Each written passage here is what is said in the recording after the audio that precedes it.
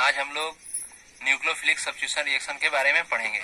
ये होता है प्रतिस्थापन नाभिक स्नेही अभिक्रिया। न्यूक्लियोफिलिक रिएक्शन में क्या होता है, एक नाभिक स्नेही होता है। नाभिक स्नेही वही होगा जिसके पास माइनस चार्ज होंगे, क्योंकि न्यूक्लियस के पास तो प्लस होता है। तो हम हैलो एल्केन और हैलो एरीन में होने वाले न्यूक्लियोफिलिक सब्स्टिट्यूशन रिएक्शन के बारे में पढ़ेंगे।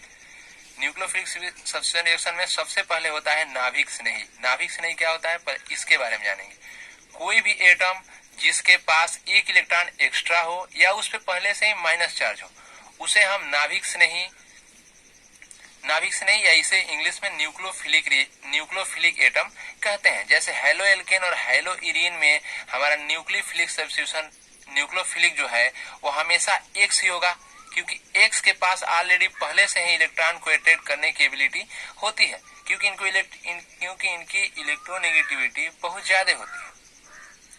अब ये करता क्या है, ये रिएक्शन होते कहते हैं। सबसे पहले होता है सब्स्टिट्यूशन, यानी सब्स्टिट्यूशन होने में वह एक एटम को हटाता है और दूसरे एटम को अट्रैक्ट करता है। जैसे मान लेते हैं कि हमारे पास एक रिएक्शन है RX यानी कि हैलो एल्केन है। जब इसकी रिएक्शन हम KOH से कराते हैं तो KOH दो भागों में बटेगा। K पर प्लस यानी कि ये पॉजिटिव हो जाएगा और ये निगेटिव हो जाएगा। अब निगेटिव हो जाएगा तो OH न्यूक्लियोफिलिक जैसा रिएक्ट करेगा, क्योंकि इसके पास माइनस चार्ज आ गया है। अब माइनस आ गया है तो ये तो अट्रैक्शन सिर्फ रखेगा प्लस वाले से।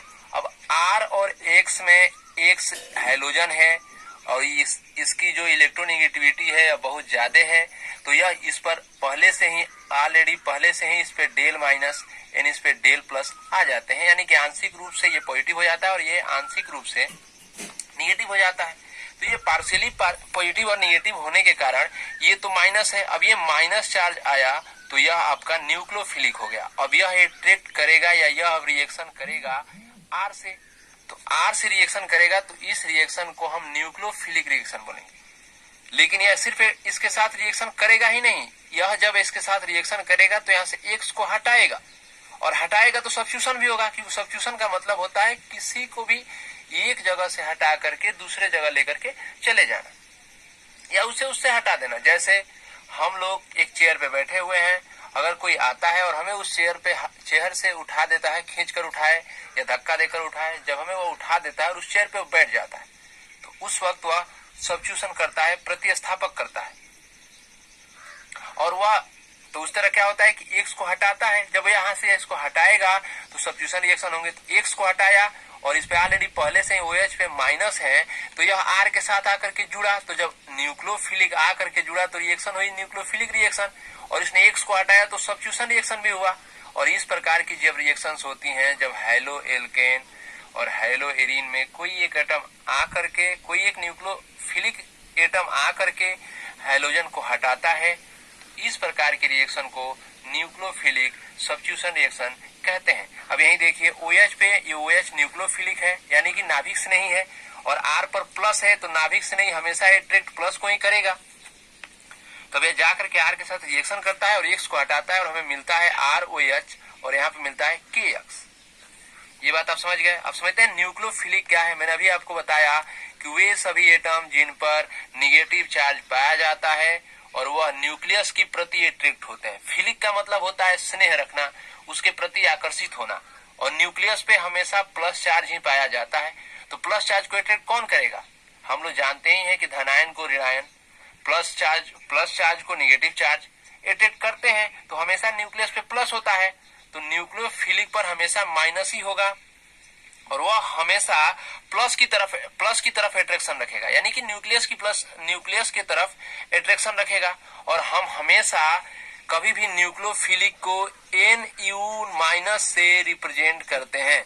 जहां भी आपको NU- लिखा हुआ दिखेगा आप समझ जाएगा ये न्यूक्लियोफिलिक है, यानी कि वे सभी एटम्स हैं जिन पर माइनस चार्ज आ सकता है। अब जब एल्केन में न्यूक्लियोफिलिक जुड़ता है,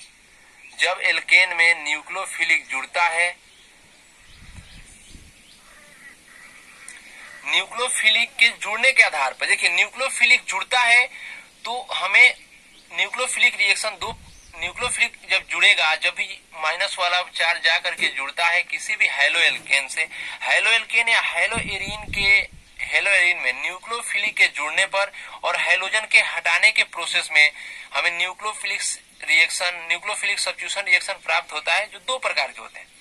एक को कहा जाता है SN फर्स्ट और दूसरे को कहा जाता है SN सेकेंड। इसको SN फर्स्ट और SN सेकेंड कहते हैं। ये दो प्रकार के अलग अलग रिएक्शन होते हैं जिन्हें हम अलग अलग ही पढ़ेंगे। सबसे पहले हम बात करते हैं SN फर्स्ट रिएक्शन की। इसका नाम है यूनिमॉलिक्यूलर न्यूक्लियोफिलिक सब्स्टिट्यूशन रिएक्शन और इसे हम शॉर्टकट में रिप्रेजेंट करते हैं SN फर्स्ट, जहाँ S से सब्स्टिट्यूशन और N से न्यूक्लियोफिलिक रिएक्शन। और फर्स्ट देखिए पावर के रूप में रिप्रेजेंट किया गया है। यह निरूपित करता है कि इसका ऑर्डर ऑफ रिएक्शन, इस रिएक्शन का ऑर्डर ऑफ रिएक्शन एक होता है। इसे जानते हैं। SN फर्स्ट का नाम है unimolecular nucleophilic substitution reaction. Uni मतलब होता है एक और उसके बाद दूसरा होता है SN सेकेंड, या इसे पढ़ते हैं बाई मॉलिक्यूलर। बाई मतलब दो, यूनि माने यूनि से यूनिट बनता है और यूनि मतलब एक ही होता है। फिर दूसरा होता है SN2 का नाम है बायोमॉलिक्यूलर न्यूक्लियोफिलिक सब्स्टिट्यूशन रिएक्शन, यानी कि न्यूक्लियोफिलिक के जुड़ने के आधार पर सब्स्टिट्यूशन रिएक्शन दो प्रकार के होते हैं। एक का नाम है SN फर्स्ट जिसे यूनिमॉलिक्यूलर, और दूसरे को SN2 यानी बाईमॉलिक्यूलर सब्स्टिट्यूशन रिएक्शन कहते हैं। सबसे पहले हम लोग SN2 रिएक्शन के बारे में अध्ययन करेंगे कि SN2 रिएक्शन होता कैसे है। SN2 रिएक्शन होने के लिए हमारे पास एक हैलो एल्केन होना चाहिए और न्यूक्लियोफिलिक होनी चाहिए। सबसे पहले हम लोग करते क्या है, ये पढ़ेंगे। हमारे पास हम लोग एक ऑप्टिकली एक्टिव सबस्ट्रेट लेते हैं, वह प्रकाशिक अवयव होता है। पहले हम समझेंगे ऑप्टिकली एक्टिव सबस्ट्रेट क्या है। ऑप्टिकली मतलब होता है प्रकाश की घटनाओं को निरूपित करने वाला, यानी कि प्रतिबिंब का बनने जैसी घटना होनी चाहिए। तो ऑप्टिकली एक्टिव सबस्ट्रेट लेते हैं।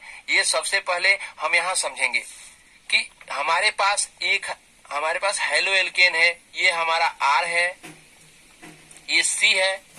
देखिए बाबू, ये हमारे पास C है बाबू। हमारे पास एक प्लेन में इसी प्लेन में जिस प्लेन की मैं बात कर रहा हूं उसी प्लेन में H जुड़ा हुआ है। इस C के साथ आंतरिक हिस्सों में सभी लोग ध्यान से समझेंगे कि अगर ये हमारा कार्बन है, ये कार्बन है, तो इस कार्बन के नीचे मतलब इस स्टेट में हमारे पास एक और R जुड़ा हुआ है। R का मतलब हुआ एल्किल ग्रुप जुड़ा हुआ है। और एक हमारे पास और एल्किल ग्रुप जुड़ा हुआ है जो मैंने इसे इस तरीके से दिखाया है, जो बाहर की तरफ है। और बाहर की तरफ का मतलब हुआ कि ये हमारा कार्बन है, तो ये इसके ऊपर इस तरीके से हुआ है, वह है R+। जो नीचे की तरफ गया है उसे डैश से दिखा रहे हैं। जो डैश वाला है वो अंदर की तरफ गया हुआ है, क्योंकि 3D है ना, तो इसे इस प्लेन पे रिप्रेजेंट नहीं कर सकते हैं। सिंबल से समझिए, जो डैश के साथ दिख रहा है वह R नीचे की तरफ है, जो हमने ट्रायंगल से दिखाया है यह आपका R या एल्किल ग्रुप ऊपर की तरफ है, और X और H एक ही डायरेक्शन, एक ही मतलब प्लेन पर है, जिस प्लेन की मैं बात कर रहा हूं। जब हम लोग इस हैलो एल्केन को plane polarise light PPL plane polarise light, जब हम फिजिक्स में पोलराइजेशन लाइट का पोलराइजेशन पढ़ेंगे वहां अध्ययन करेंगे। बट यहाँ देखिए कि PPL यानी प्लेन पोलराइज लाइट से पास कराते हैं, तो यह हमारा जो हैलो एल्केन है यह दो दिशाओं में मुड़ता है। एक मुड़ता है एंटी क्लॉकवाइज डायरेक्शन, जिसे लियो रोटेटरी के नाम से जाना जाता है।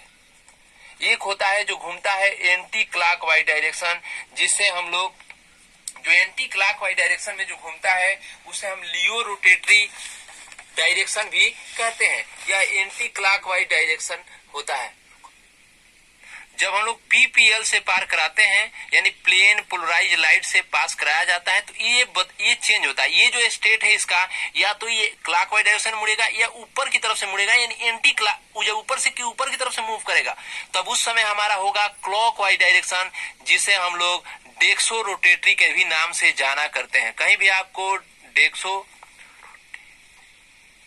रोटेटरी या इसे डी डायरेक्शन भी बोला जाता है, और एक होता है लियो रोटेटरी, ये एंटी क्लॉकवाइज डायरेक्शन को, डेक्सो रोटेटरी क्लॉकवाइज डायरेक्शन को मूव करता है। जब ये रिएक्शन करेगा तो वो भी मुड़ेगा, हम लोग इसको पढ़ेंगे, क्योंकि जब ये मुड़ता है तो हमें एक कंपाउंड प्राप्त होता है, जिस कंपाउंड को हम इन्वर्जन कंपाउंड कहते हैं।